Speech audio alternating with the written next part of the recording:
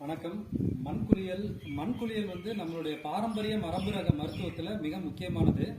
நம்மளுடைய பாரம்பரியத்தில் முன்னோர்கள் ஏன் வந்து மண்குளியல் வந்து நம்ம தொன்று தொட்டு கடைபிடிச்சாங்க, அதை செய்ய வச்சாங்க அப்படின்றதுக்கு காரணம் என்ன அப்படின்னு சொல்லி கேட்டீங்க அப்படின்னா, நம்ம உடம்புக்குள்ள வந்து நேர்மறை ஆற்றல் அப்படின்னு சொல்லக்கூடிய பாசிட்டிவ் எலக்ட்ரான்ஸ், ஆங்கிலத்தில் சொல்லணும்னா பாசிட்டிவ் எலக்ட்ரான்ஸ் உள்ள வரணும் அப்படின்னா பஞ்சபூத தத்துவங்கள்ல இருக்கக்கூடிய மண்ணு தான் பிரதானமானது.